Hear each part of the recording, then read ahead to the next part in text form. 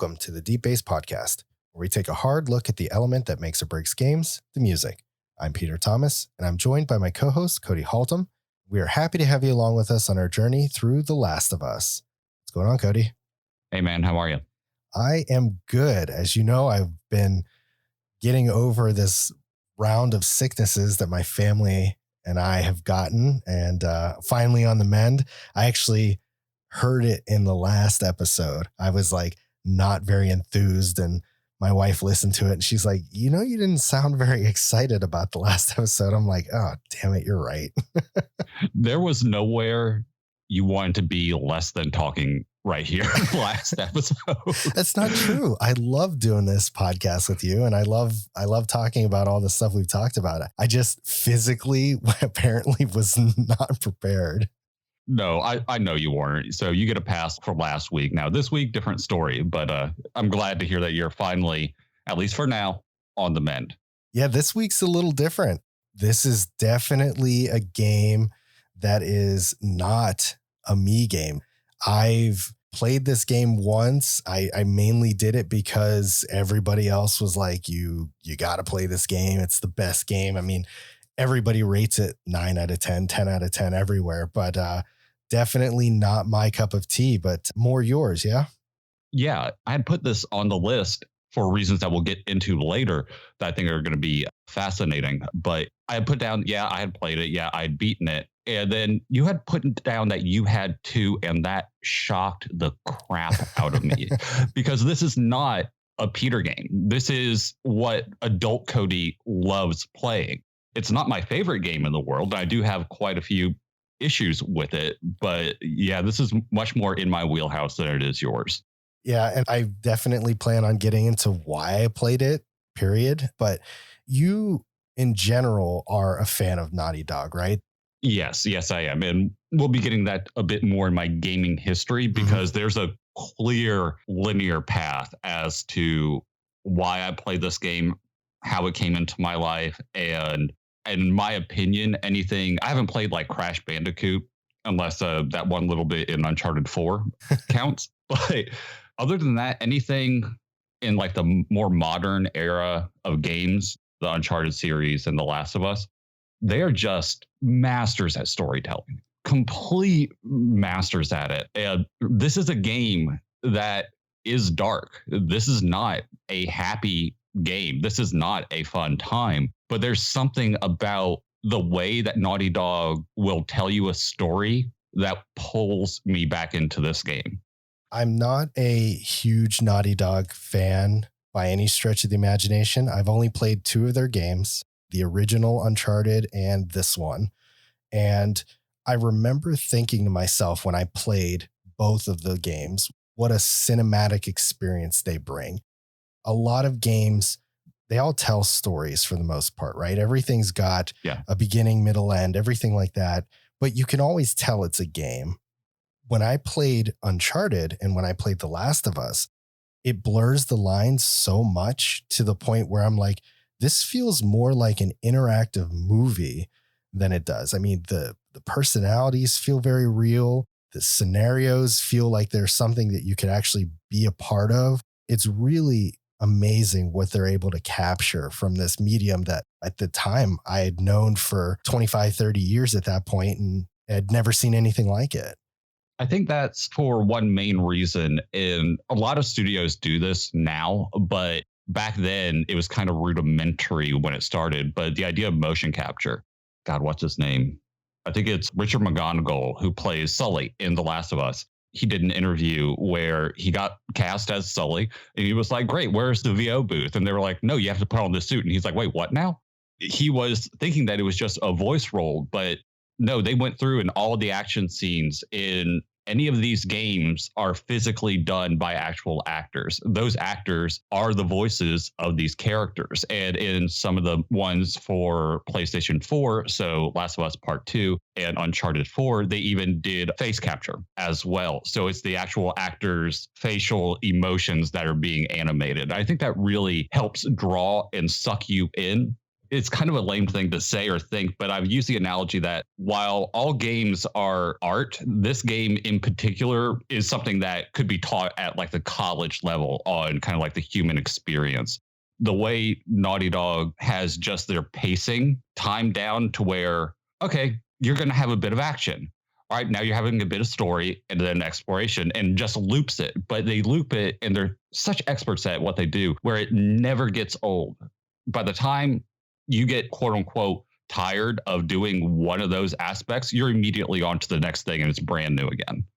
I think you bring up a really good point about the fact that they use mocap and they have the real actors playing this out, because with that, you also get a very natural sense of dialogue progression. So something that is notorious in games is dialogue that feels very robotic. Like character A talks, there's like a clear gap, and then character B talks. There's not this back and forth dialogue similar to what you and I are doing right now, where if I say something and you want to say something back, that dialogue carries on in a very natural, form fitting way when we're not brain dead and messing up what we're supposed to be saying. But I think that also adds that extra oomph into the game that you would not have gotten in a game that was just programmed from the ground up on a computer. I think you're right. I'm actually going to add to that just a little bit and expand on it. One thing that we're overlooking that can't be done in a voiceover booth, you can improv on a motion caps soundstage. Yep. So one of the scenes in this game, it's a relatively famous scene where Ellie's like, everyone in my life has left me fucking except for you. And she goes and just shoves Joel. That whole scene was improv, and it was so good that they put it into the game. And it's one of the defining moments for those characters. That's a great point. And I didn't even consider that. I've watched a lot of documentaries on like people who do voice acting for Disney films and things like that. When you are doing just a voice, you see your character, and the directors and whatnot are all sitting there telling you kind of what is happening and the interactions and stuff. But really the voice actor or actress is in that booth alone, and there's nothing for them to go on. So it kind of speaks to their talent a little bit because they are still able to capture it, but there's no improvisation whatsoever. It's just flat out, here's your lines, here's what you're going through. Maybe they can kind of play off of that a little bit, but it's not far from what the script actually has written. It's like if you go just off a script, it's almost like it loses part of its humanity. You know what I mean? I do. Let's just look at our intro, for example. Episode 0. I mean, Oh God, don't talk about it. Yeah, we scripted that originally when we first recorded it, and we were both like, that was terrible. So it's still terrible. I know. It's a little better. It's like a smidge above what it could have been, because we did do more of a free flow conversation about it than we did, but we did have something still written. And I'm still convinced to this day, we really need to redo that. We keep saying that all the time, and yet we never will. Season 2, new intro. Let's fight for it. Let's do it, man. Let's do it.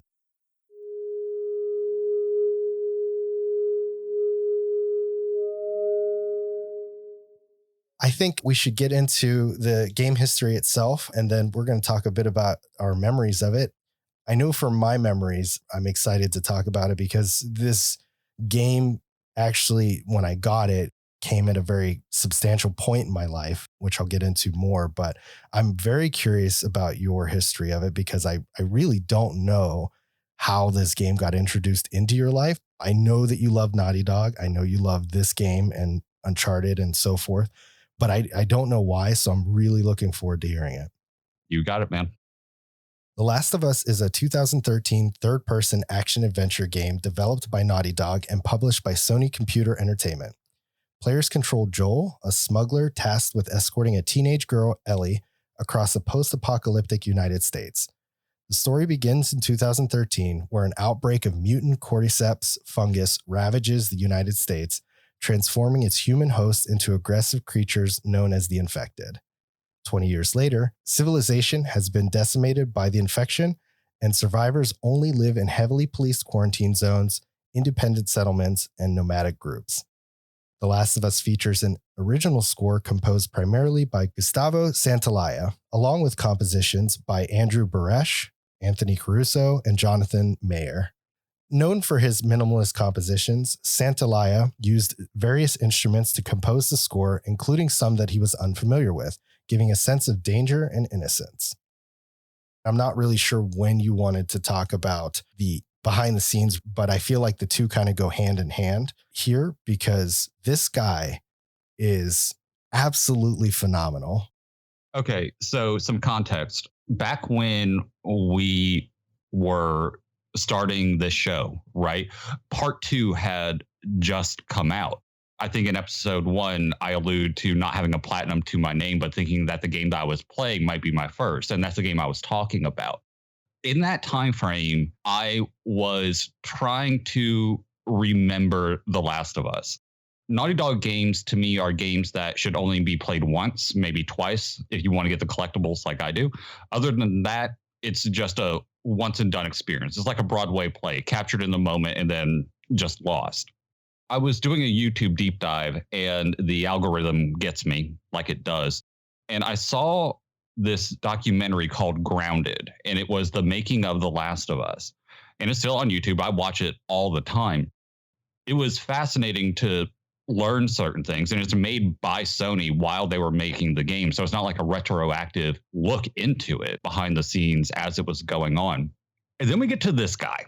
As soon as he said that he does not know how to read or write music, and he often records from his toilet, I knew this game had to be put on the list. I was like, we need to talk about this. It's not uncommon for very talented musicians to not be able to read or write music. We've seen it through a lot of different classical composers were like that. It's not something that's totally foreign, but to see it nowadays and hearing his backstory of his struggles in his home country and having to come to the United States and look for work and that whole piece that kind of comes with it, it just adds this element of this gentleman who really fought to be where he is. I looked up his credits, and he doesn't have a ton. He's not this incredibly prolific composer that you'll find all over the place. But the things he has touched are potent. Some of the compositions I saw there, I was like, I had no idea he did that. And he's known for this minimalist style that we're going to see throughout our tracks as we go through them. Yeah, it's really, really interesting. I mean, bravo to him for escaping the atrocities that were going on in Argentina at the time. But he's such a down-to-earth guy. He's so humble in the things that he creates. And I did the same thing that you did. I was like, all right, well, he says that he's composed movies and other things. So I pulled up the IMDb. Lo and behold, a movie I hadn't seen in, God, years. I had to be in high school or college, but he scored a Brokeback Mountain. Whenever I read that and I connected the two, I was like, oh, holy shit, he did. Because his style of music is just so distinct to me. That was one of those ones I was like, I need to go back and watch that again because I want to make the connection now. I watched Brokeback Mountain a long time ago. So the cinematic score that went with that is vague at best. But I do want to go back and listen and see if I can hear the connections between what he did in The Last of Us versus what he did in that. I also wanted to note, you mentioned that he will compose music on his toilet. When they talk about this in that documentary, it's phenomenal. He actually installed amp ports all throughout his house because he said you get a different sound based on where you are. Like sometimes the bathroom is the best place for the acoustics or what have you. And anybody who sings horribly in the shower like myself knows you do sound a nudge better whenever you're in there. It was in his kitchen. It was in his living room, in his bathroom. I mean, you name it. There was this port on the wall with a bunch of places where you could plug in guitars and just do your thing.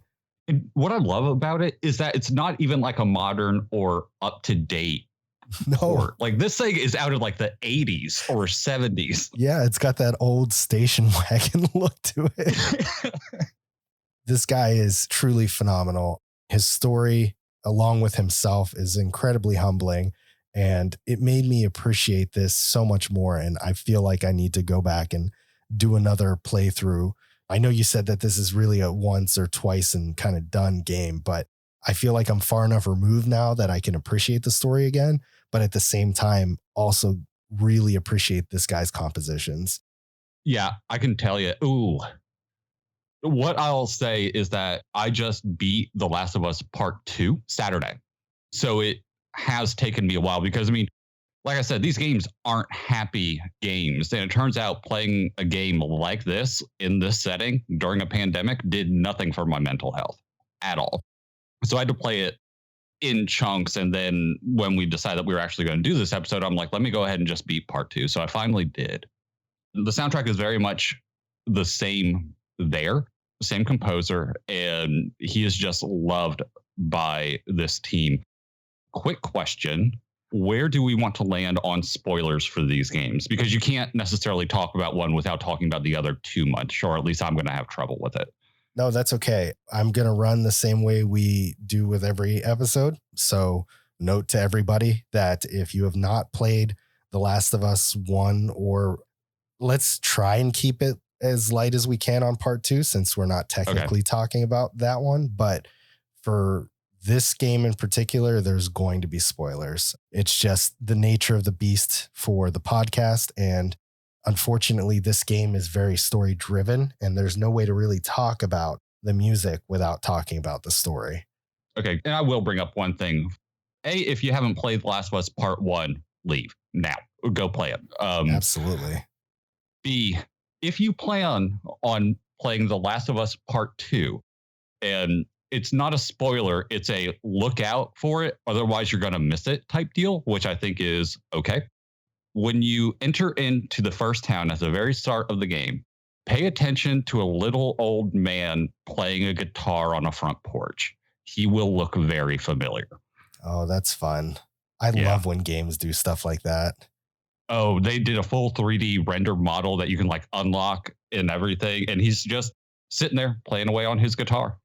That's fantastic.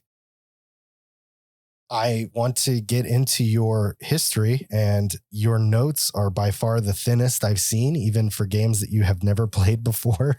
So I know my history with it really well. I just didn't know what year it was. So that's all I needed to put down. Yeah. So in his notes, he has 2016. So tell me about 2016. As we know, or in case you haven't listened to other episodes, hi, I'm Cody, and I didn't own a PlayStation 3. I planned on getting a PlayStation 4. It was just a matter of when.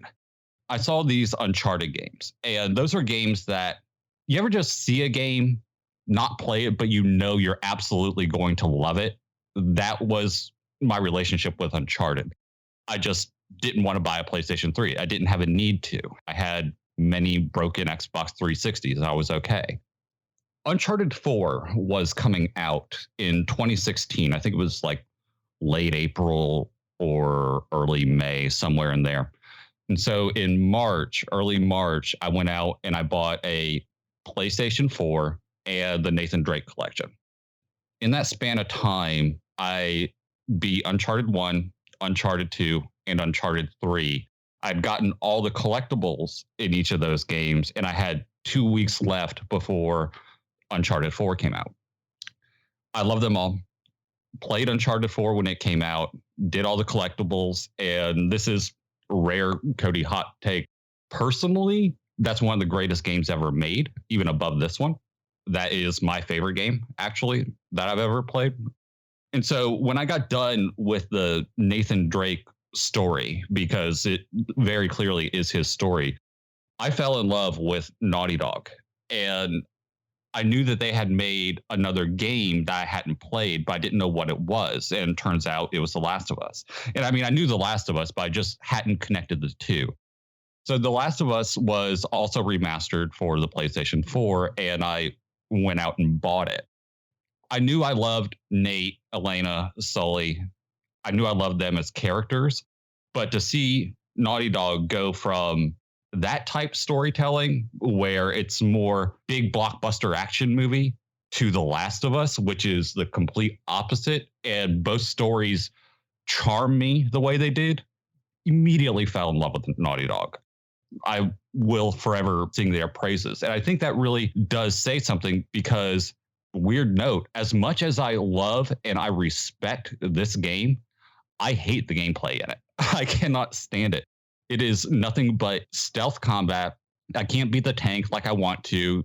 Can't be Nathan Drake and just run around and blowing shit up. You actually have to take your time and be methodical about things. And I appreciated the storytelling tone that kind of made there. But man, did I find it frustrating. But it was the story of this game that actually made me want to plow through the actual quote unquote campaign, the gameplay of it, just so I could figure out what was happening to Ellie and Joel.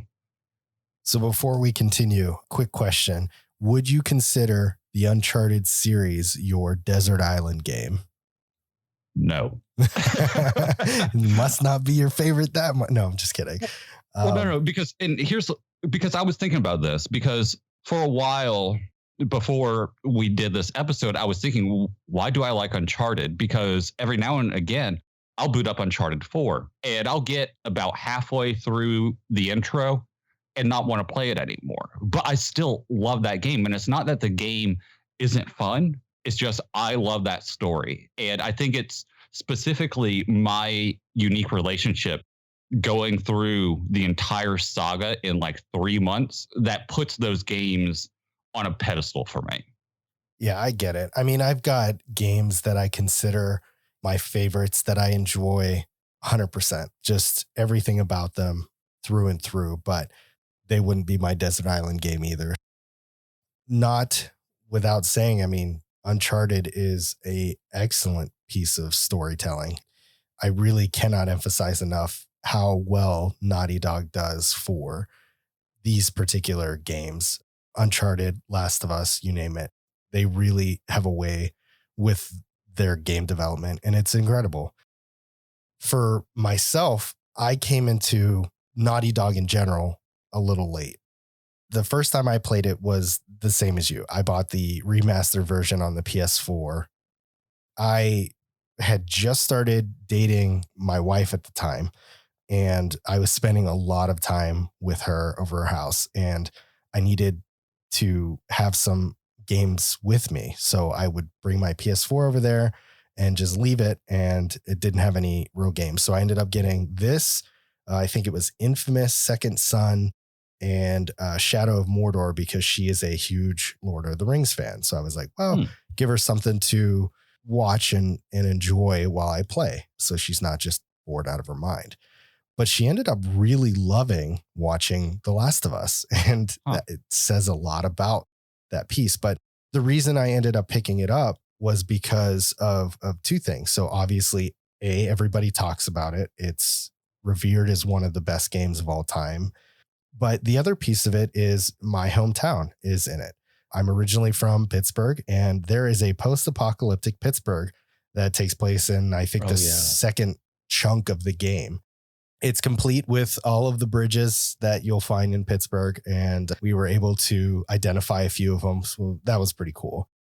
I did beat the game, but like I said, I did it once, and it was back when we started dating. So it was around 2015-ish or so. So it's been a while, and my details on it are a little fuzzy.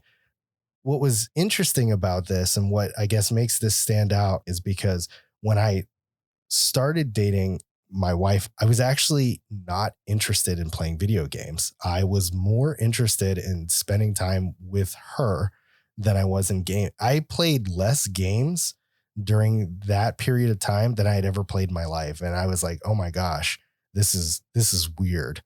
Games had been nothing but my life. Like, I would tell other girls that I dated, yeah, no, can't go out today. Not feeling up for it. And really, I was just sitting on my couch playing video games. 100% different, and kind of how I knew things were very different for me. But a neat little quirk. So I mentioned that she was very interested in watching this game. The storytelling was very appealing to her, and she enjoyed seeing it played through.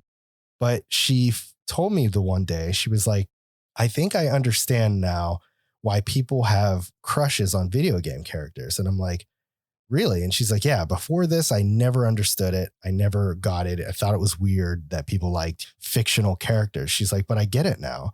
And I was like, well, why do you get it? And she's like, Joel's hot. I was like, oh, okay.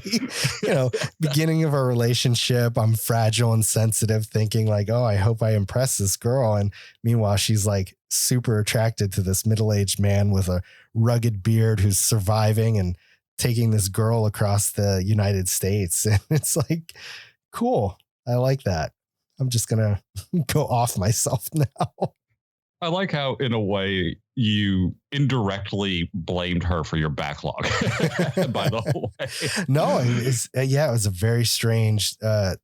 I mean, I say strange, but it was obviously a good thing because we're now married and life is good. But yeah, it was weird. It was the first time in any relationship where I dated somebody where I was less interested in video games. It was the first time I would ever say that video games were coming second to something else, because they were always the top of my list. Before I did anything else, it was games first, then, life. Yeah. And it's always nice because I've had that happen in my life too. It's something that happens almost subconsciously. It's one of those, in hindsight, oh shit, I haven't played a game in like 2 weeks because it's not the priority anymore. And I think they call that, I'm not sure, but I think they call that growing up, but I could be completely wrong. What are these words you're saying, Cody? I've never heard them before. I know. And you're my homie, so I wanted to help you out. Look up Troy Baker. He's the one who actually plays Joel in The Last of Us. They look nothing alike. So just drop the illusion right there, okay? Yeah, the character, I've seen Troy Baker before, and not that he's not a handsome guy, but he is. He's gorgeous in his own right, but he's no Joel. He is no Joel. That's great. I'm glad to get a little more background on where you're coming from this game and knowing your appeal. But, it's one of those things where we've been friends for a long time now at this point. So I know typically when you're really into a game or a series or something like that, I mean, it's got to be something substantial. And this game is that.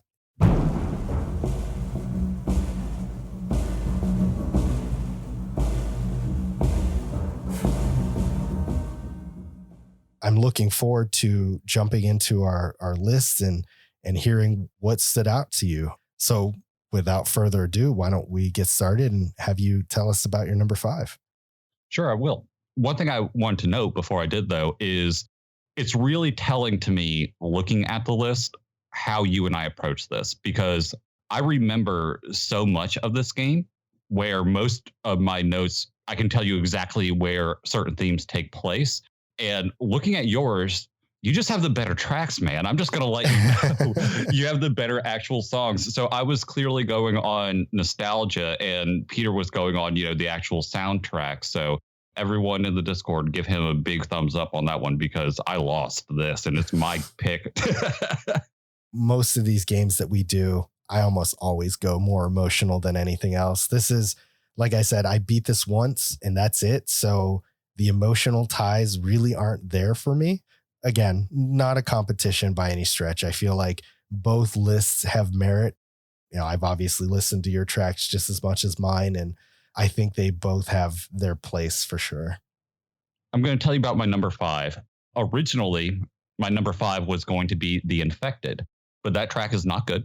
The only reason why it was going to be The Infected was we talked about Gustavo, and something that we didn't bring up was his eclectic use of instruments where, he will bring out different lengths of like PVC pipe or a trash can and just start wailing on these things and turning it into music. And if you want a good example of that, go listen to The Infected, but I digress. I changed it to something dramatically different, The Hunters.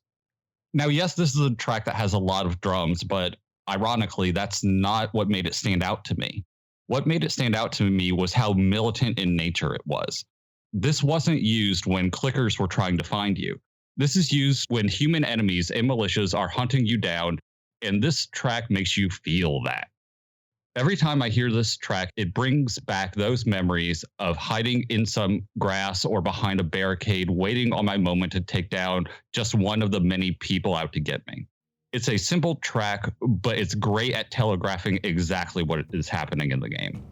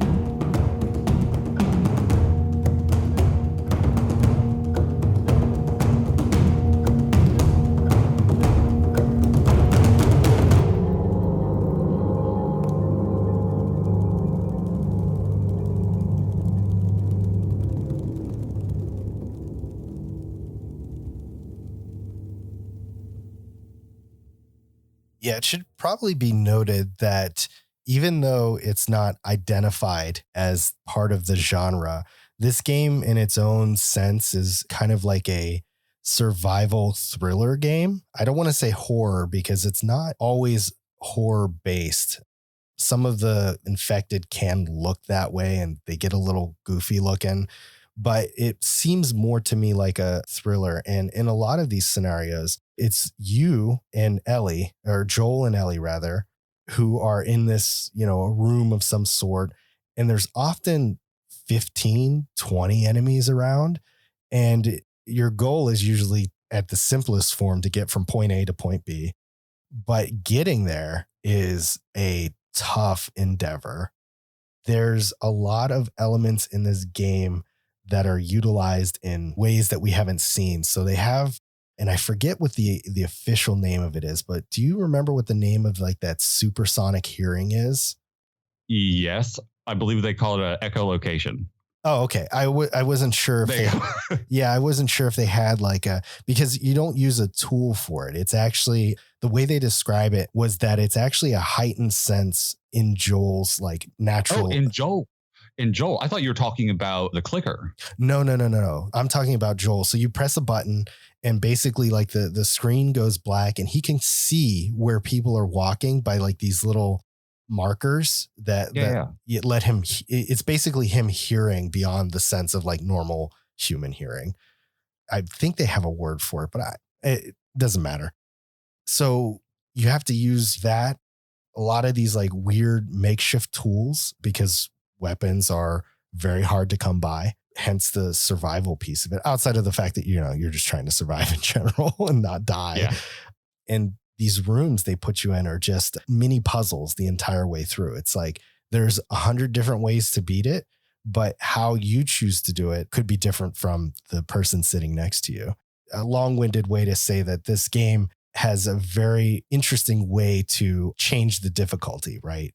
It's tough in its own way because it is this one versus many instead of being like a run and gun through a zombie infested, what Resident Evil has turned out to be nowadays. Yeah, what you just described is literally why I can't stand the gameplay. Yeah. Because I hate it so much. You bring up crafting. There's very little in the environment. You have your guns, you have a handful of bullets, and that is really it. Melee takedowns and stealth takedowns are the way you live in this game, unless you cheat like me and just bump the difficulty down. But even that makes you go outside of your comfort zone, right? Because it's like, okay, I see something glinting over there, but there's like two dudes right next to it.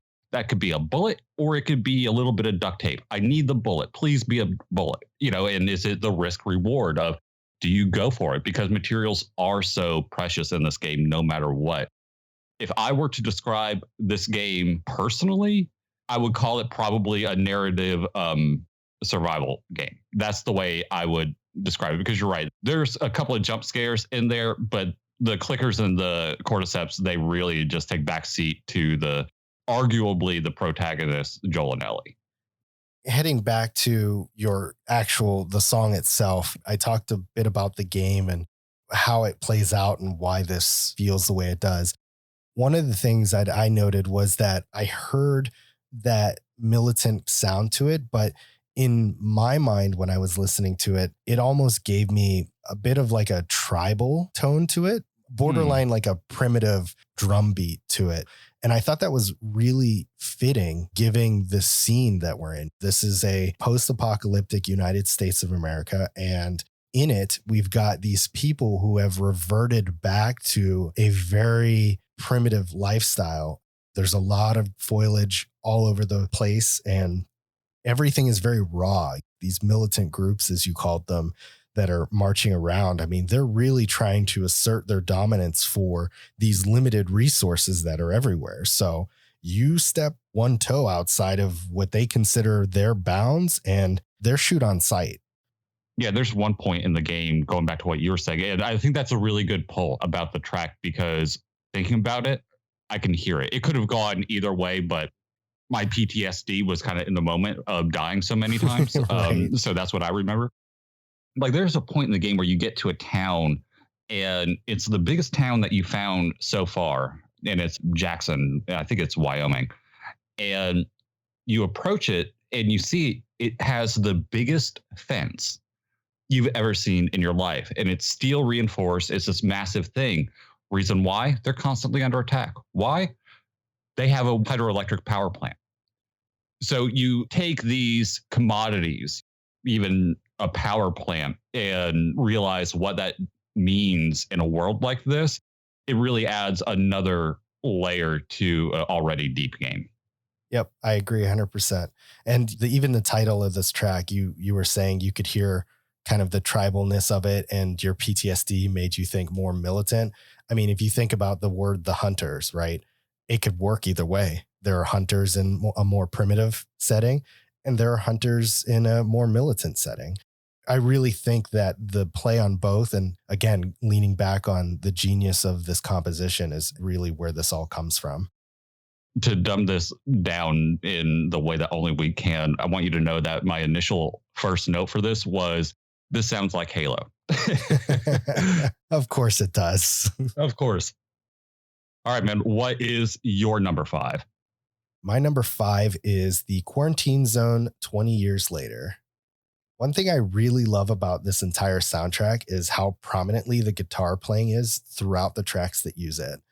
I love being able to hear so vividly the finger plucking. I admit, though, this song really caught me off guard, because I think on a normal basis, I probably wouldn't have put it on my list, but I literally have just watched Breaking Bad for like the 5th or 6th time at this point, and it gives me serious Breaking Bad vibes. Keep in mind, I have no idea where most of these songs fall, but I feel like this is probably the opening theme for the game, or like the intro video or something. If it is, it's a badass way to open it. I'm really struggling, and I struggled when I was putting these notes together for the right word, but it feels very survival-esque in a modern Wild West way. And that was like the best I could come up with. It's so off the wall, but that's what I got. So survival-esque with a modern Wild West.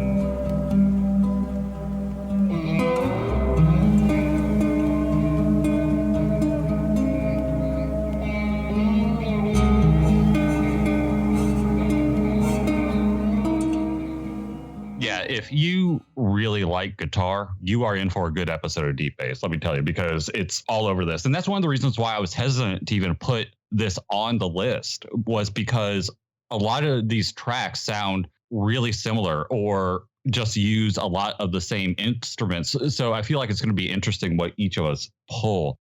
I too like the plucking of the guitar. That's something that will come up later in one of my tracks. I also have no idea where this takes place in the game. Soundtrack wise, it's the first track. So I would think that it would be, that opening scene with Joel and his daughter, but it's the quarantine zone 20 years later. And so I'm like, wait, what? I am yet to be able to place this track.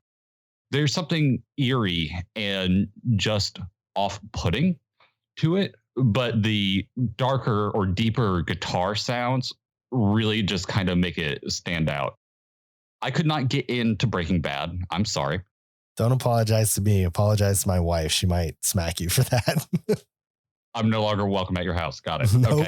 Okay. No, her and I have talked about this actually, and she gets it because I gave it a decent try. I got to like season 3 and I was like, it's just not for me. So I didn't just give it like one episode, I gave it a chunk. But you making that connection, I was like, oh my God, it does sound like Breaking Bad. Yeah. It's that twangy sort of guitar that really drives it home for me. Well, it's a twang, and then it's the lingering of it. Like I hear a twang, and I just someone just picking out a guitar a bit. But the fact that they hold the notes for as long as they do and just let them go, that's very Breaking Bad. To one of your points, I forget exactly how you phrased it, but a lot of these tracks could just be Red Dead Redemption light, basically, because they're all very middle of nowhere, out west kind of tracks. So if you like that kind of thing, stay tuned. Yeah. One more thing I'll note specifically about the long drawn out notes that you were talking about was if we go back to, and I will be linking this in the show notes because I do think you should watch this making of Grounded. But in that documentary, they talk about how Gustavo tunes his guitar intentionally out of tune and very low, which gives that unique sound and also allows the chords to vibrate for longer periods of time. I don't know how that works because I would think with less tension, you would get less of that vibration, but somehow he makes it work. He's a genius is what he is. He's a madman and a genius. It's really what it boils down to, honestly. All right, Cody, why don't you tell me your number 4? My number 4 is Returning. This is the last track of the game. Given how this game ends, this is a very fitting track. Throughout this track, this instrument that we hear makes us feel uneasy. I would call it a violin, except I know it's not. However, throughout this track, there are just melodies and callbacks to the main theme of the game that just give you a longing sense of hope. At this point in the game, Joel is lying to Ellie about what happened in the hospital, and it's really hard to watch. As much of a badass as Ellie is, Joel is still her protector, and she looks up to him a great deal. To see him lie to her face to protect his own selfish decisions hurt me as a player. I know that nothing good can come from this situation. I feel like this track beautifully scores the sadness of this scene and situation.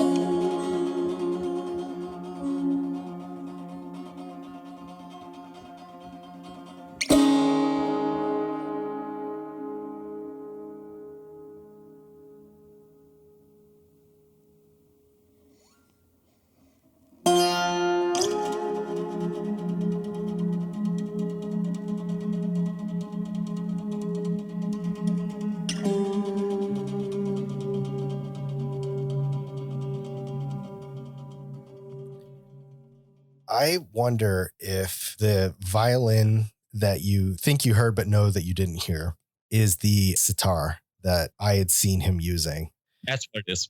Yeah, I saw it in kind of his arsenal of musical instruments that he was using. And I love the sitar. I love the way that it sounds. I think it adds a very cultural sound to a lot of music for good reason, given its origin. But it is a very unique sounding instrument. And I was wondering if that might have been it.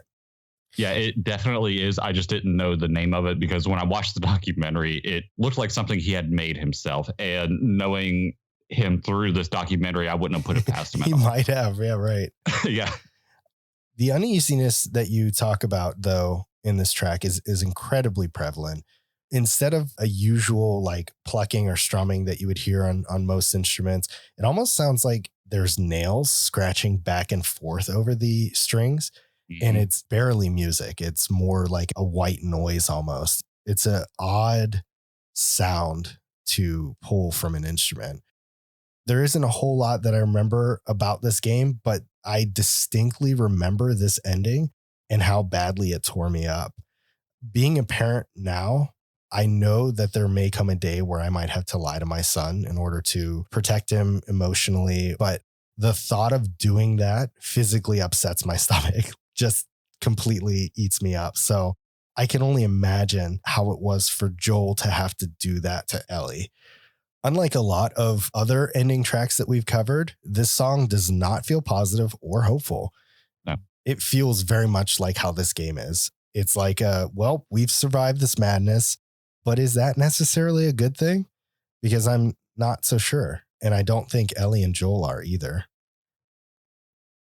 Yeah, that's one of the things about this game is the ending. And you don't feel good when you put the sticks down and you just go outside and get some fresh air because we all needed it at that moment. It's the exact opposite. You're questioning what you did. Did I have a choice? Obviously, no, it's a linear game, but you just don't feel good. I mean, there's no way to describe it other than just yuck at the end of this thing. Yeah, it was tough. The ending of this game, I don't think I'll ever forget because it was such a monumental moment. Yeah, it really is. And the only thing I can say is play part two. I know it'll happen for sure. Yeah, I know because I can't say anything. So yeah, let's talk about your number four instead before I get in trouble. No worries. My number four is called All Gone and in parentheses, No Escape.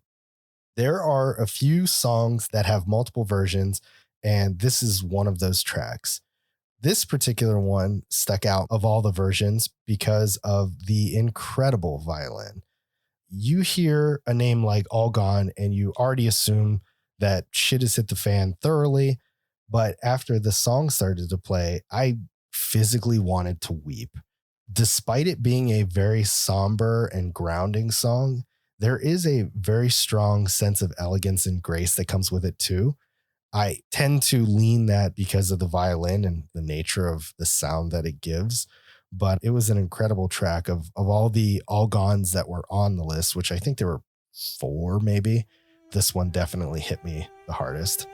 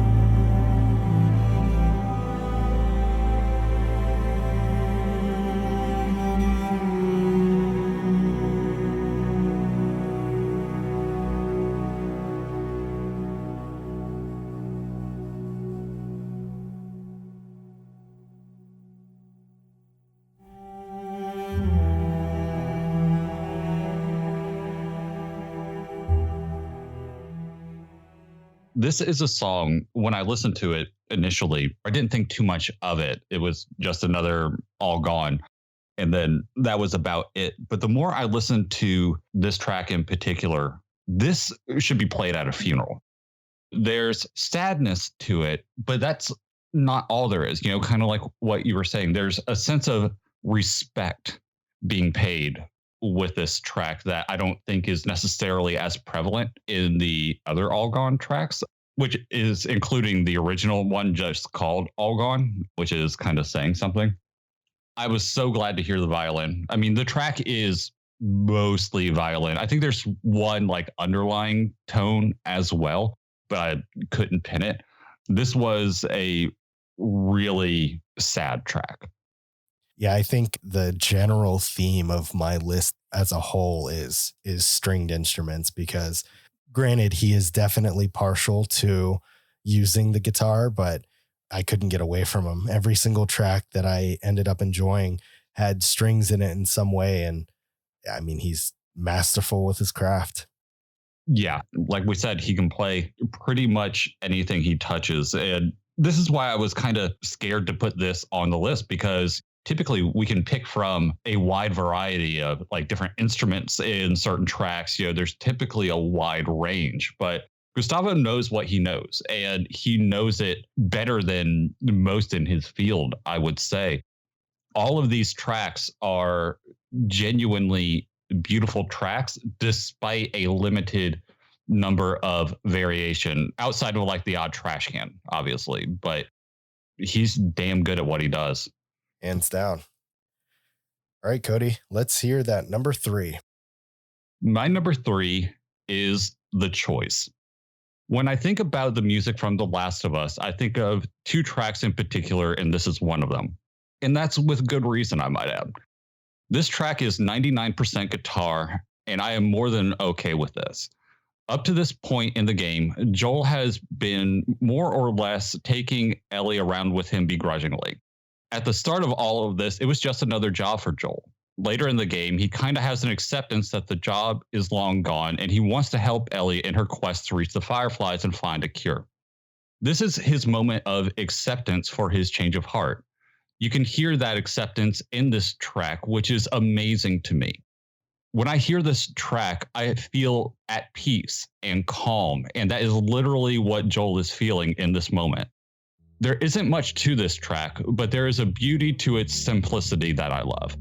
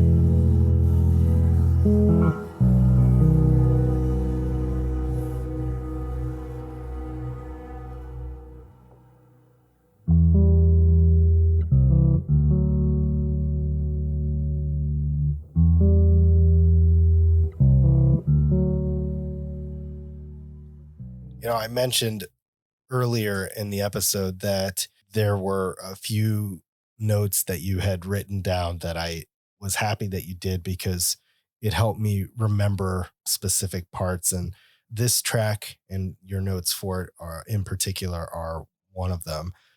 The fact that you were able to share kind of the actual choice that was being made here was incredibly helpful for me. He doesn't really have a choice as far as like the physical action of taking Ellie, right? His choice is whether or not he chooses to embrace that or not. And I think that lends itself back to the fact that of how good this storytelling is.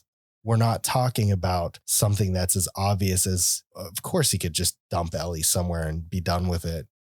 Nobody would know any different, right? He goes out far enough and he can come back and just be like, yeah, I did it. Everything's good. But being in the position that he's in, it's got to be really tough. Here you are 20 years after this infection ravages your home and everything you know, and you're given a job that you weren't even interested in taking from the start. But through the course of that, you grow to know and love this person that you've been escorting. And that change within Joel is featured very prominently in this song. Much like how the world as it is in this game is everyone's new reality, being with Ellie has become Joel's new reality. And his acceptance of that is a huge turning point. One of the things you'll see featured many times, if you do any research at all about this game, is how it was developed alongside of the third Uncharted game. The developers had said from the very start that in Uncharted, their focus was the same formula that they were doing with that storytelling, a little character building, but of course, the focus being the adventures and misgivings of Nathan Drake. But in The Last of Us, the focus was going to be solely about Joel and Ellie first before anything else. So before they considered the gameplay, before they considered setting, what have you, Joel and Ellie was the number one focus.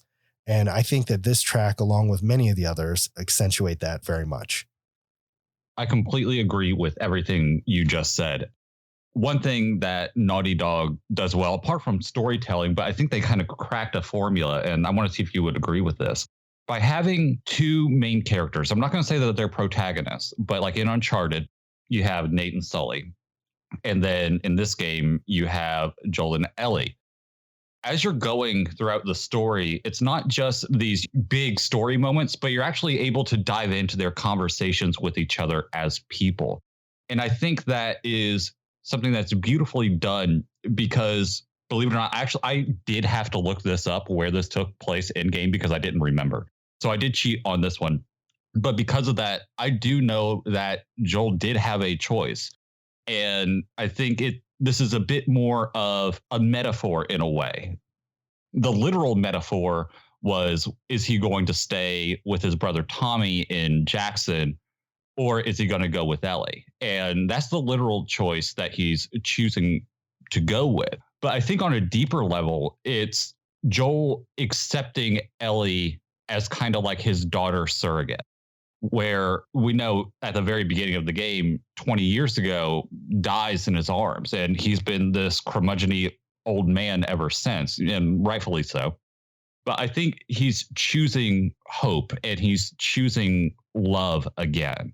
And I think that's where that peace of mind that you kind of, or that at least I got from listening to this track comes from. Yeah, that human element adds so much more to these digital pixels on this screen because you take that out and you no longer have any attachment to Joel as a character. You have just another character in a game and that's it. But adding these elements that make him human, that make him relatable. And we talked about this a few times in past episodes, but by doing that, you make this person believable and lovable as a human. You start to see that Joel may not be just a character on a screen, but he may be somebody in real life or based off of somebody in real life. One of the things you talked about too was the fact that they chose to have two characters versus one. I think in every game where you have a party of characters, you're going to get so much more development out of the characters as far as their growth is concerned than if that character was alone. I think of one of my favorite franchises of all time, Final Fantasy. Any one of those games, if it was just the main character, there's nothing there that would ever make it feel like those characters were growing the way that they do, being around all of these different personalities and stuff. Having Ellie, who is essentially the polar opposite of this crudgety old man or whatever you called him. She's young. She's fairly sprightly, maybe not completely privy to all that's going on, but that naivety is endearing and kind of rubs off a little bit on Joel. And I think that's very important. I think it is too. And I agree with you mostly. Mostly. One of the things, like the differences between this game and Final Fantasy, let's take 10. Okay. In this game, you always have Joel and Ellie side by side. They're making little comments. There are certain things that you can kind of interact with in the world that you can either choose to or not. You know, they're completely optional, where you have these beautiful moments where you learn something about one or the other, or maybe it's just a little joke or something like that. Meanwhile, in 10, you have Titus running up and down the Thunder Plains just by himself. Yes, he's with a party, but we don't see them. And we don't see them interact outside of those main story beats. I guess what I was referencing is yes, they're always together in games like that, but oftentimes you just see the main character or one of them and they don't get a chance to interact in this real human level the way they do in the Uncharted and Last of Us games. Right. They don't interact in a live setting. The idle banter between Ellie and Joel while they're walking from point A to point B is obviously a very different element. But even still, having the storyline, using the example of 10, still has that level of character development that you wouldn't have. Imagine Titus going through this entire story without the conversations that he has with Yuna or Waka or Riku or anybody for that matter. And he's just trying to figure this out all on his own. It's just a very different experience without it. Yes, it's not in a live sense and two very different development styles when you're going that deep, but just the general sense of having a party versus not having a party for character development. Yeah, we're comparing apples and hand grenades here pretty much. Yeah, right. I didn't want to get too far into the example I was trying to provide, more just the general sense of had this story been instead of Ellie being there, maybe Joel having a vial of blood that was immune and he was, Gotcha. Yeah. shuttling it across. It would not be the same game whatsoever. No. And I do agree. And quick note, if Titus was on his own to save Spira's fucked, man. Like, there's no way He would have been could have done in a that corner at all. bawling. You're right. That's exactly what you would have been doing. God, that character. Yeah, that was a tough one. All right. We are on your number 3. So why don't you tell me what it is? My number 3 is called Vanishing Grace. This is another track with multiple versions, and this one was a little easier to pick from because I didn't really dig the other versions. This one, however, uses a very strange instrument that I couldn't quite put my finger on, and it reminds me very much of being in a predicament that you're unhappy to be in. Very similar to you making a decision on whether you kill someone in your own party because supplies are running short and you needed to save what you can. I'm fairly certain that's never happened in a game. I guess unless you're counting maybe the Oregon Trail, but it's also what I feel when I hear this song. Also, oddly enough, it actually gave me just the slightest bit of Final Fantasy VIII vibes, speaking of Final Fantasy, but that could be because of the instrument that I cannot recognize or place. It sounds very similar to some of the ones that they used in that particular soundtrack.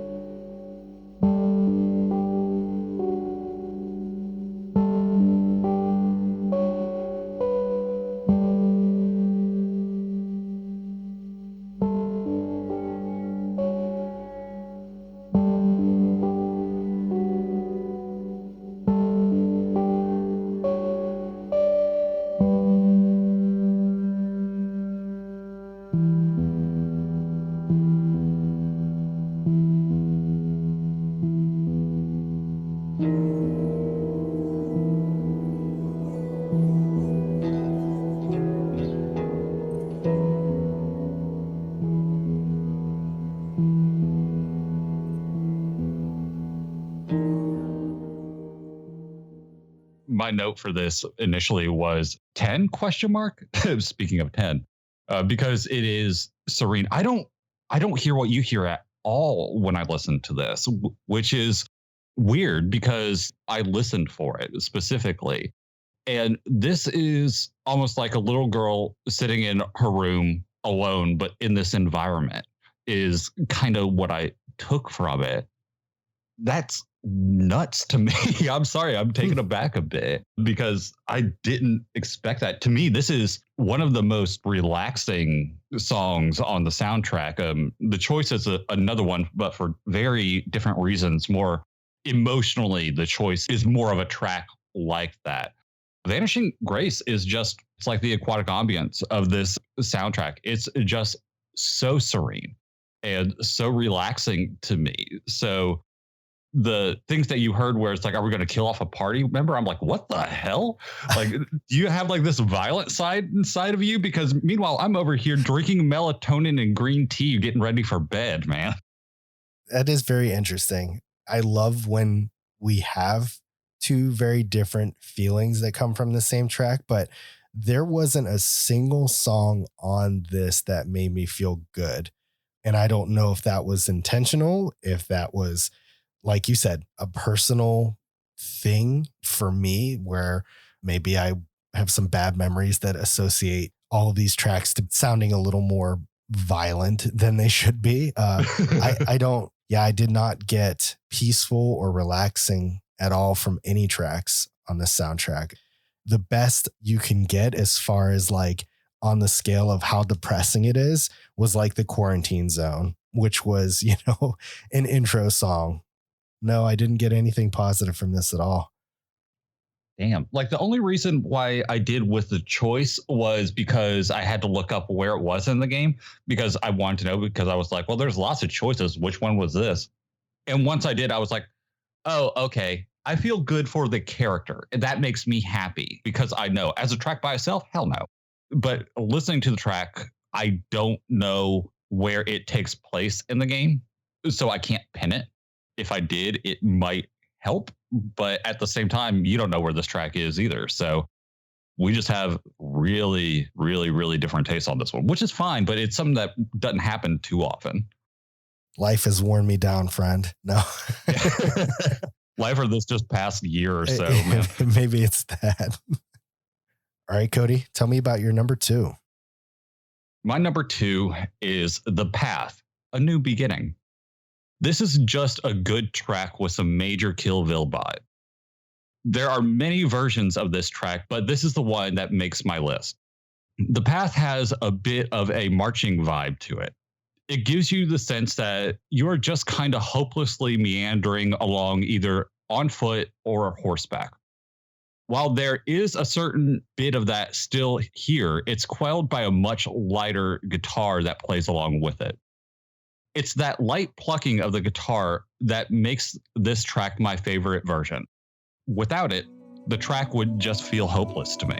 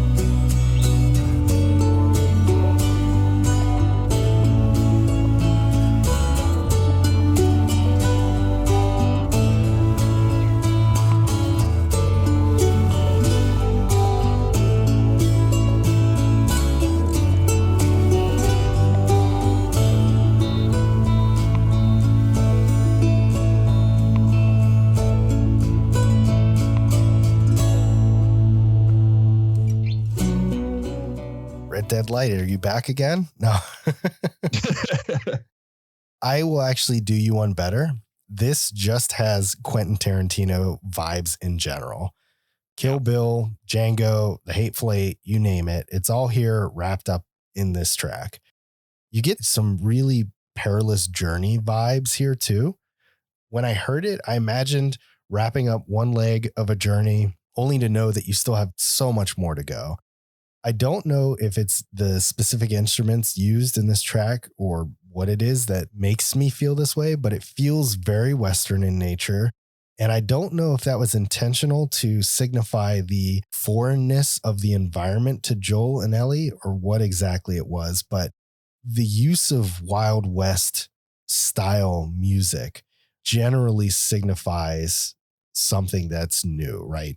We think of the Wild West as it stands now, and it was more like the new frontier. People were moving out west and going for gold caches that were everywhere. And the rules weren't really all set up just yet. So things were kind of run on a town by town basis. And that was kind of the vibe I got here was something that was, new and unassuming for the two characters that are taking this journey to get Ellie to the Fireflies. I think you're right. But I think it's also important to state the glaringly obvious, especially in context to this track. Take everything that you just said, right? But it's also the fear. You don't know if you're coming back. This could be a one-way trip into the Old West, like the old explorers. Think of Lewis and Clark, the game Oregon Trail, since we are a gaming show. How many times I died of dysentery, you have no idea. But it does kind of give you that vibe. So to me, it makes it a really fitting track for what I assume is going on in the game. Again, I don't have a memory for this one either, but it's a damn good track, man. I really enjoyed it. Since the Oregon Trail got brought up again, I will say that Cholera was usually the one that got me the most. Oh, I'm sorry, man. Yeah. I'm sorry to hear that. That was a tough one. How many wagon wheels did you lose, though?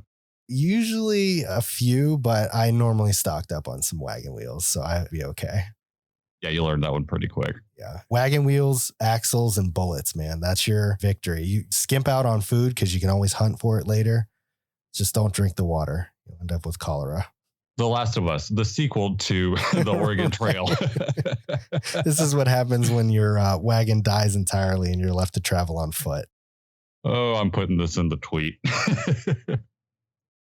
All right. I'm so incredibly shocked to see your number 2. Why don't you tell me what it is? Number 2 for me is The Last of Us, You and Me. I'm going to take a very large assumption here and say that the series of songs called The Last of Us were all based off of what I would consider the main theme of the game. In this version, we're greeted once again by this very somber yet elegant guitar plucking, as if somebody was just sitting on a rock sharing the story of Joel and Ellie to some passerbys. And for me, who has very little recollection of where these songs fall, all of the Last of Us songs make me think, I say The Last of Us as the song name, not the game. They make me think that they occur during storyline parts specifically. I just adore how raw this track is. You can hear everything, including the fingers sliding across the strings, which makes me believe that this was produced very minimally to give you as close to the raw output as humanly possible. And that to me is an incredibly fitting feature to add in with this game that features a very raw version of the United States.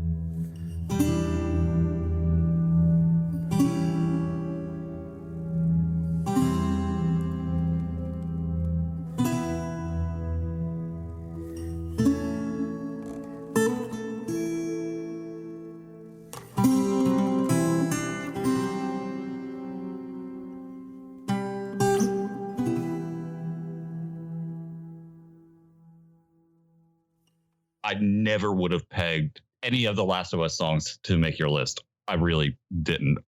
This is raw and mostly unfiltered goodness. I think the only thing added was a bit of very low synth bass. I'm not really sure what to call it, but I love that it's in there. The tracks titled The Last of Us are some of my favorite. I was tempted to put all of them on my list, but that would have just been too boring. I hadn't even paid attention to the fact that you can hear the fingers sliding up and down the strings, and I think it's a great pull. I think this is a beautiful track, and I absolutely do love it a whole lot. Yeah, anytime I hear a song that features a stringed instrument, you can hear those fingers sliding. It reminds me of like a live and in-person concert. And a lot of folks take that out of their tracks. They want the clean music to be in their games. And honestly, I think you're doing a disservice because it really adds so much more character when you can hear the fingers sliding. No, I do agree with that. And especially like knowing more about the composer, picturing him sitting there, not on his toilet, but like sitting in his studio and just coming up with this and being like, I got something. And he couldn't wait to share it. Because again, he was brought in so early on that they were still writing the script. So I know that through research and that kind of stuff that he really, really, really enjoyed working on this soundtrack.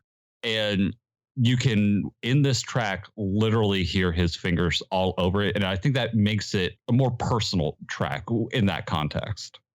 Yeah, I was actually surprised that this particular song didn't make your list because, again, Final Fantasy is making another appearance. But in the Final Fantasy X episode that we did, I'm pretty sure you had Spira Unplugged on your list, didn't you?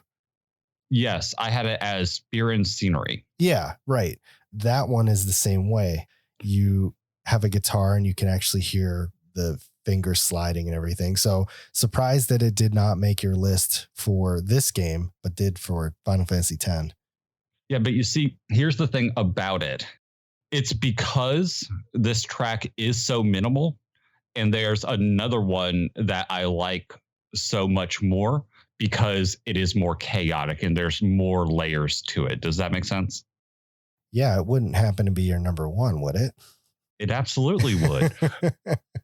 Let's hear it, man. My number one is The Last of Us. Period. There's no parentheses, no nothing. And how could I not pick this? Anytime I think about this game, this is the song that immediately comes to mind. I think that's true of most people who have played this game, really.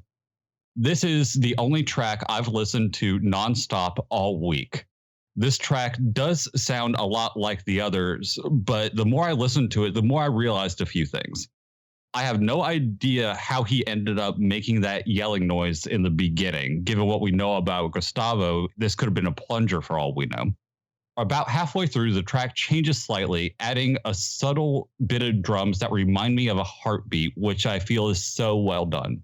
However, the biggest takeaway I got from listening to this so many times was how Celtic it sounded to me. I have no idea how I never picked up on it before, but it really made me love this track even more than I already did going into this episode.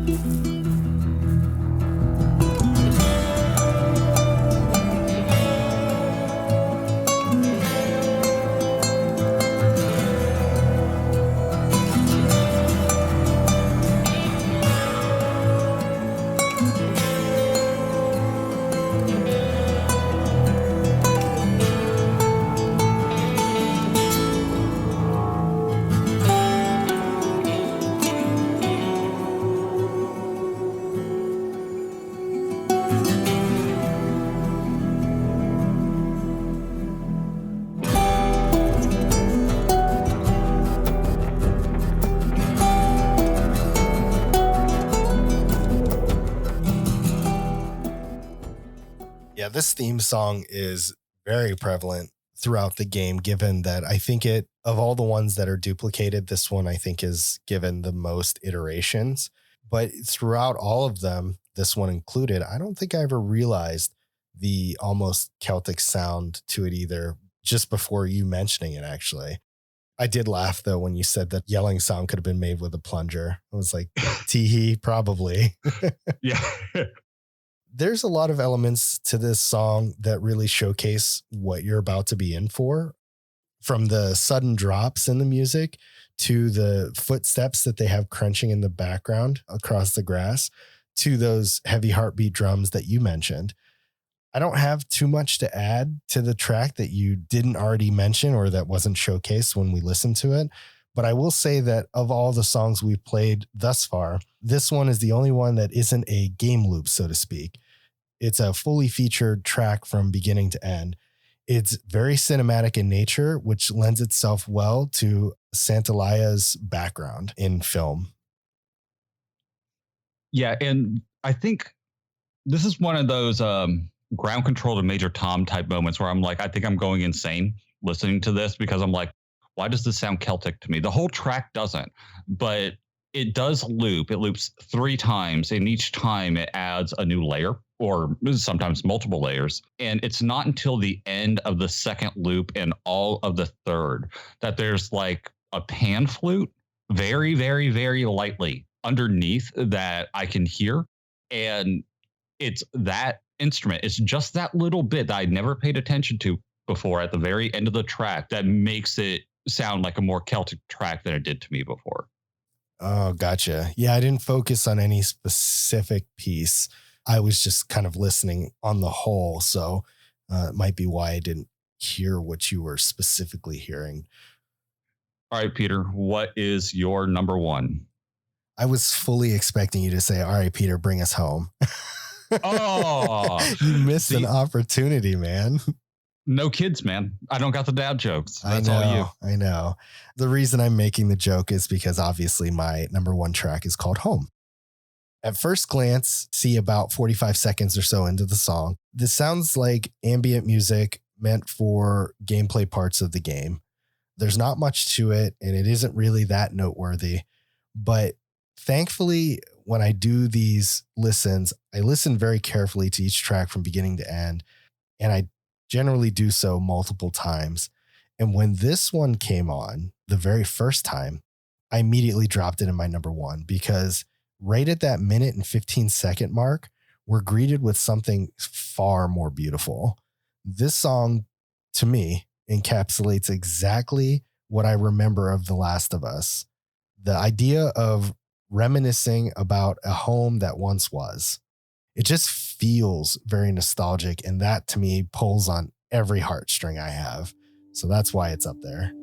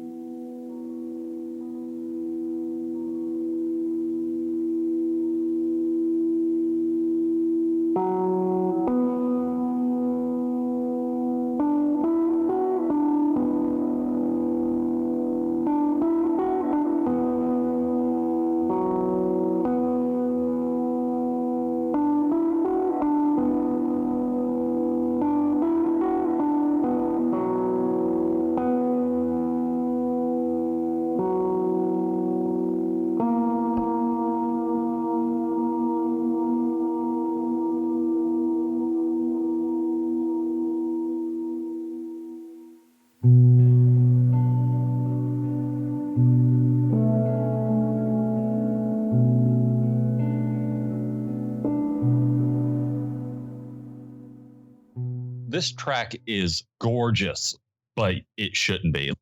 There's something about the structure of this track that is what makes it so beautiful because you're right. It does start with that bit of ambient noise. And then that electric guitar comes in, and immediately you go from not really paying too much attention to the track to being like, oh, you have my attention now, right at that 45-second mark. And then the track changes again, and it just fills me with such a sense of longing. That was my only note when I first heard it, was just a sense of longing. I don't know what for or why, but that's the best way that I could describe it. Is that's just what I kind of feel whenever I heard this track. I think you nailed it perfectly with your description on it. Yeah, I mean, that's a great way to put it. It's longing for what once was, right? It's this world, and I can't emphasize this enough for those who have not played.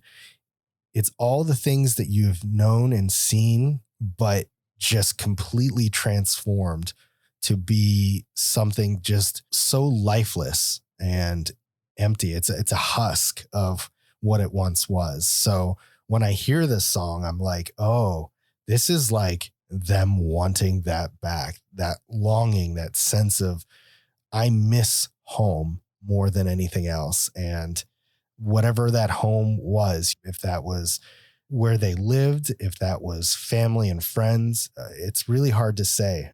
I think one of the things we didn't talk about is I know we said that Joel is old, but we're not talking old as in like he's an old man with graying hairs or anything like that. If you look at his face or get a chance to like really analyze the way he looks tired. I mean, he is ragged and just beat down from what's been going on. And you don't blame him when you finally get a chance to go through this game and see everything he has to do to get from where he starts to the end point.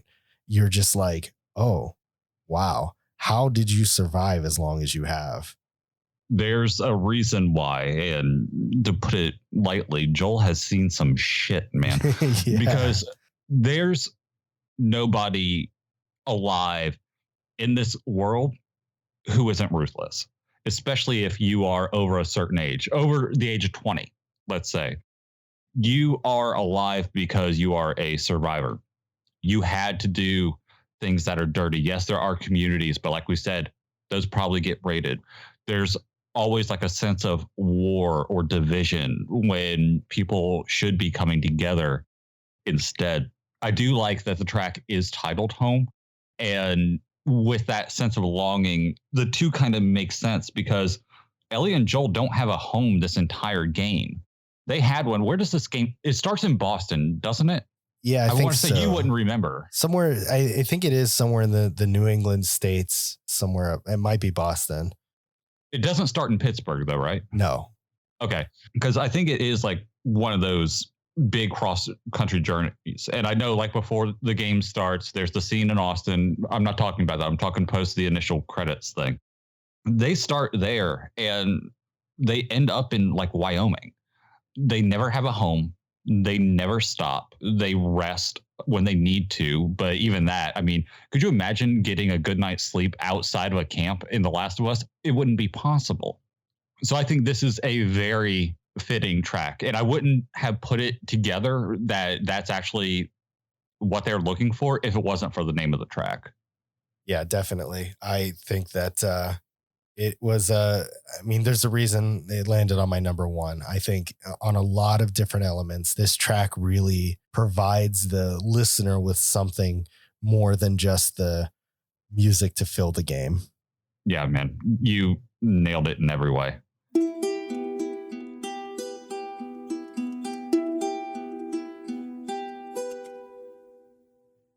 All right, Cody, I know you were a little nervous about this, but I think I held my own for having only played the game once, like 7 years ago. You did it. Great job. And I knocked it out of the park as always. Yes, that's exactly right, man. You were the all-star and I was the guy who brought you home. Yeah. I legit was nervous because we both put games on our list. We go through, we change it quite often, and man, that thing's getting along. Yep. But this is one of the few that, you know, really showed what adult Cody likes. Yeah, sure, he likes his Donkey Kong, but he also grew up with it.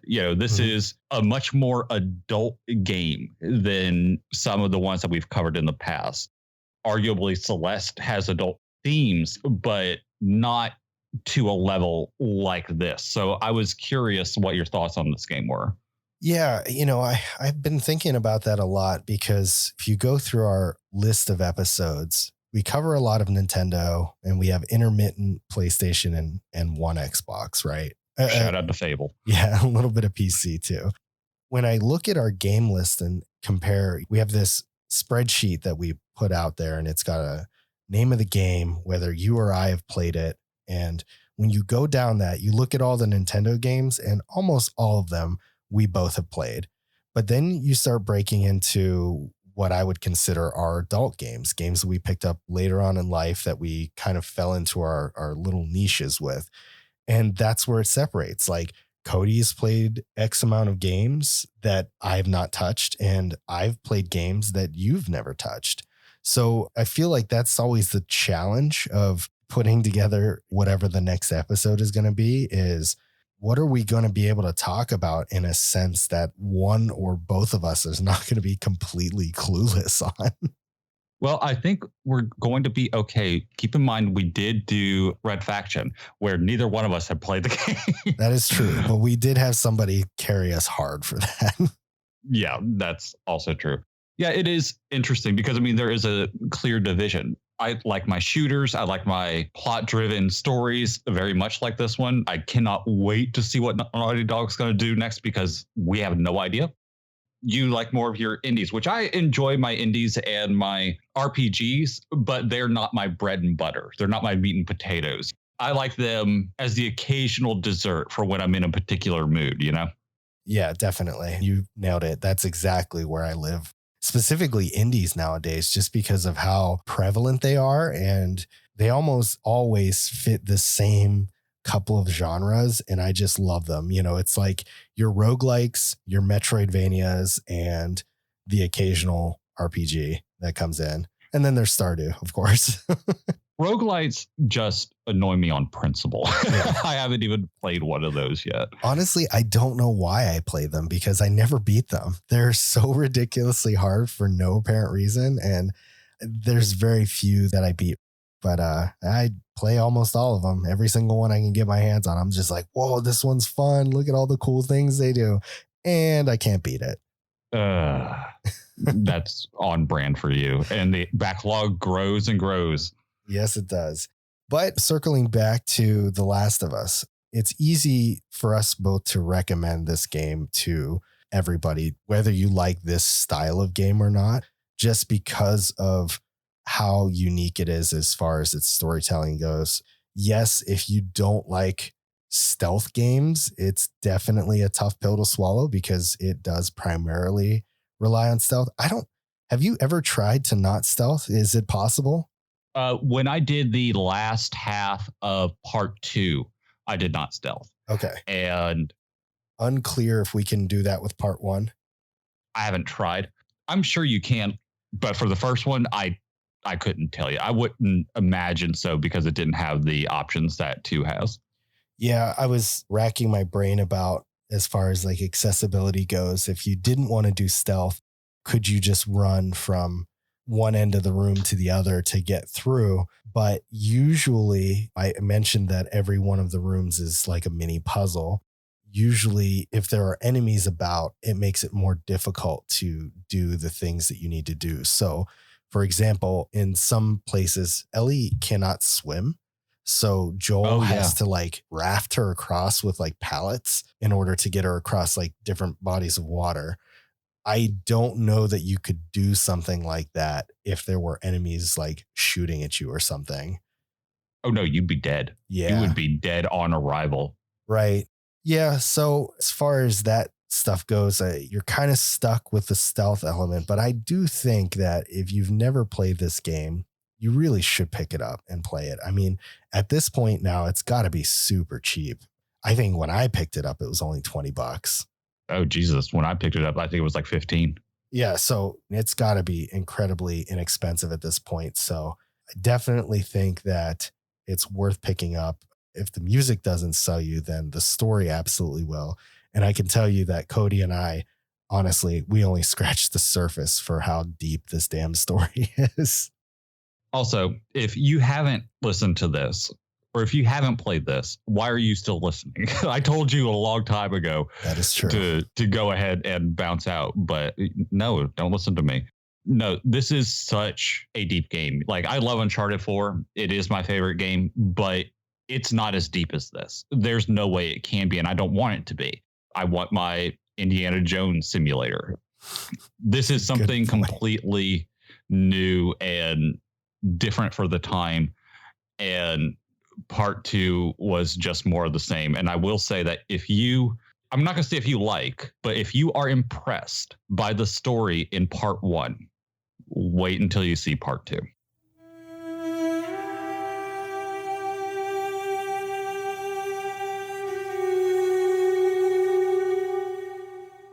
I did come prepared this time around. Normally I'm scrambling for a question at the last minute, but as I was finalizing my notes last night, it dawned on me that there was a lot of buzz about The Last of Us being made into a television series. And Yes. HBO is working on it, which is always a good sign.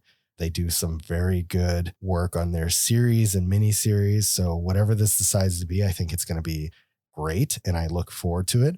With that being said, I figured our question this time around should be, which video game or series would you like to be seen made into a film or series? When I read the question, I had one immediate answer, and it's going to be weird, but hear me out. I thought you were BioShock. I thought you were going to say Uncharted. I was like, please don't say No, that's getting a movie. That's getting a movie. I'm getting that. I'm okay. But no, BioShock.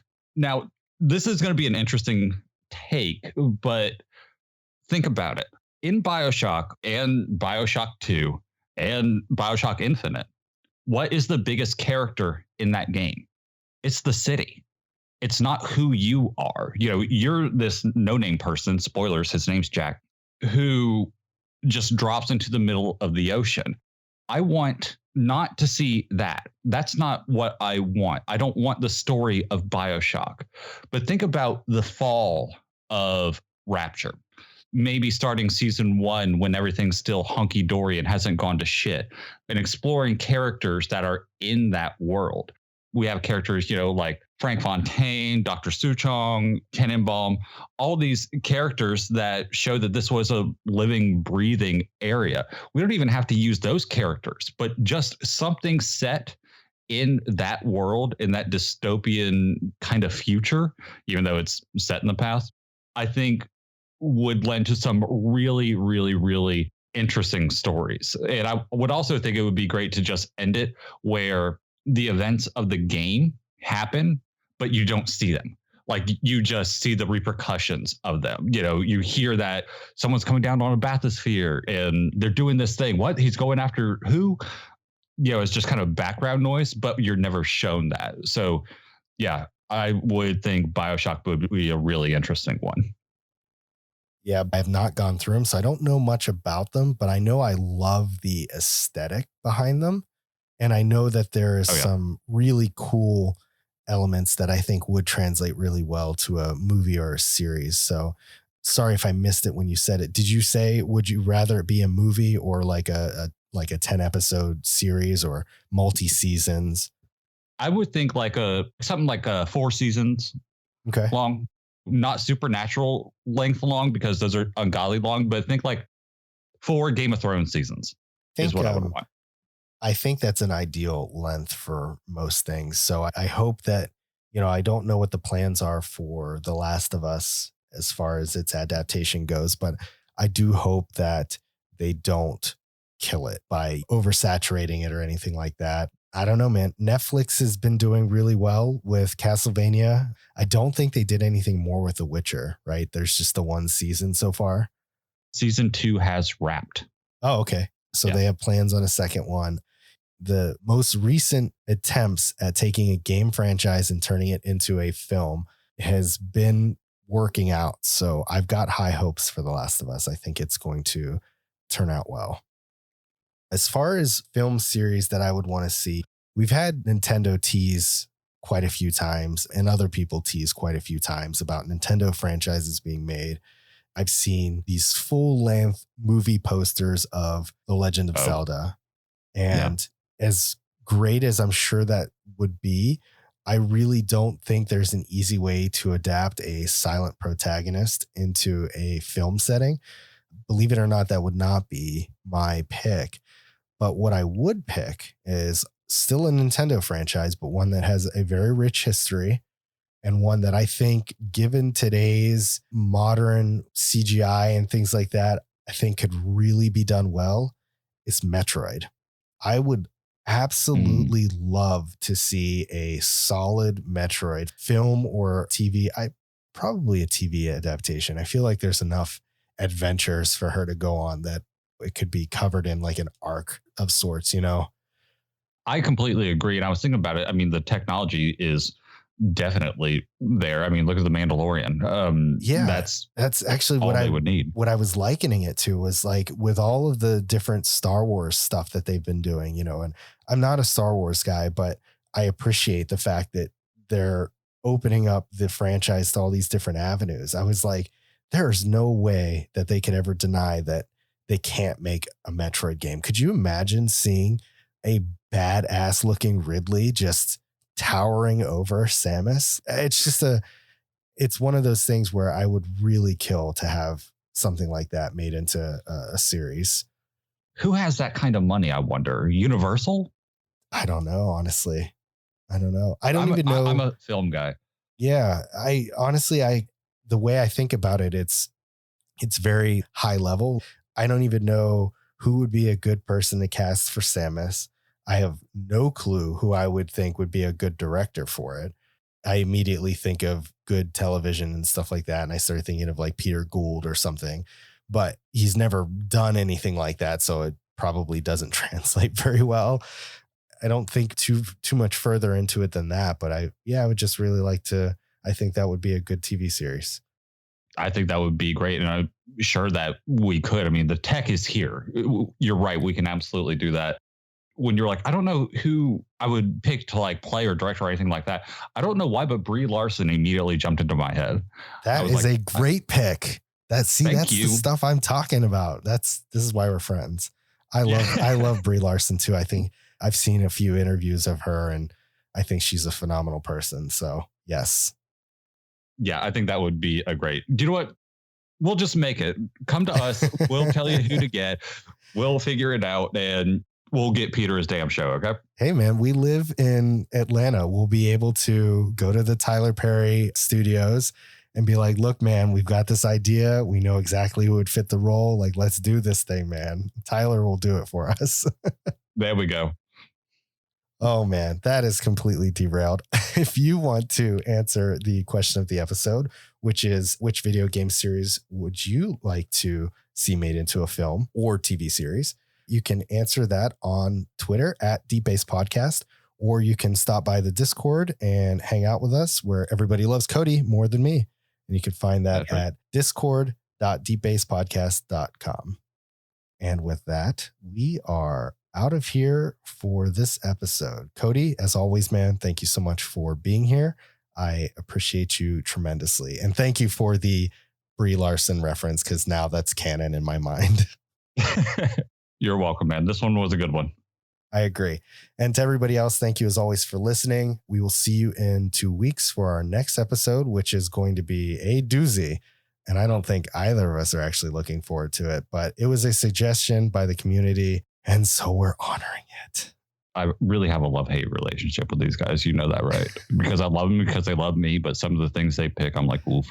I know. Big oof. I know. But hey, we do it for the gram, so to speak. So yes, hopefully the next episode you guys enjoy just as much. But thanks everybody for listening, and we'll see you next time. Bye. Later, guys.